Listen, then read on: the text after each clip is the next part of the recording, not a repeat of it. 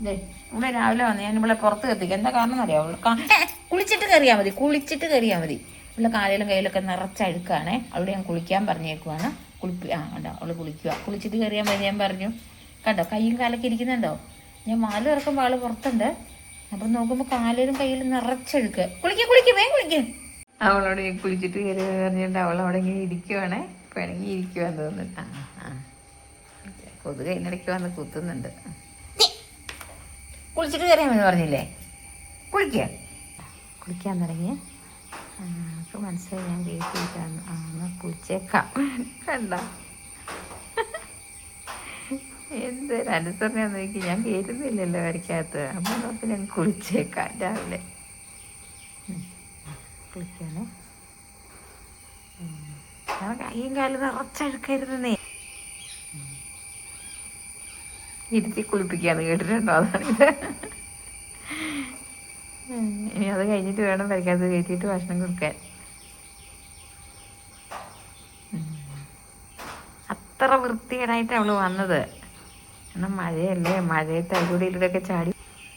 കണ്ട ആ കാലിനടിയൊക്കെ നിറച്ചും ചെളിയാ. അത് വെച്ചിട്ടാണ് രാവിലെ അവള് വീട്ടിനുള്ളിൽ കയറി വരാൻ വേണ്ടി വന്നത്. പുറത്തിരുത്തി കുളിപ്പിക്കുക എന്ന് പറഞ്ഞാൽ അതാണ് സംഭവം. നമ്മുടെ മക്കളിങ്ങനെ പറഞ്ഞാൽ കേൾക്കുമോ? ഒരിക്കലും കേൾക്കില്ല. ഇതാണ് അനുസരണയുള്ള കറുമ്പി. നമ്മൾ നല്ലൊരു പൂച്ച കേട്ടോ. നമ്മൾ പറയുന്ന കാര്യങ്ങളൊക്കെ മനസ്സിലാവും. ഉണ്ടോ? കുളിക്കുന്നുണ്ടോ? കാലിൻ്റെ അടി തെറച്ച് വൃത്തിയാക്കുന്നവള്. കണ്ട കുളിച്ച് കഴിഞ്ഞ് കഴിയുമ്പോൾ ഇങ്ങോട്ട് വരുമെന്ന് നമുക്ക് നോക്കാവേ. സമയം പോയിക്കൊണ്ടിരിക്കുകയാണ് രണ്ടും.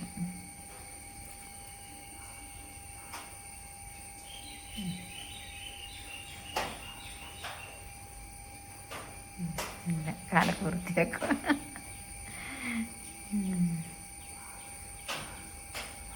ഒക്കെ അറിയാം ഞാൻ പരിക്കകത്ത് കയറ്റില്ലാന്ന്. അപ്പാടാ എന്താ കുളി. പുറമൊക്കെ നനഞ്ഞ് കുഴഞ്ഞായിരുന്നേ. അത് ഞാൻ പിന്നെ തുടച്ചു കൊടുക്കാം. ഇപ്പുറത്തെ കാലം കൂടെ അയ്യോ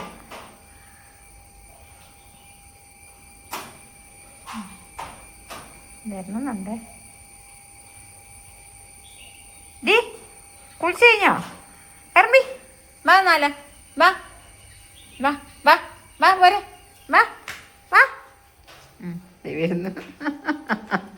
നിങ്ങളുടെ മക്കളിങ്ങനെ പറഞ്ഞാൽ കേൾക്കൂല. പൊന്നേ.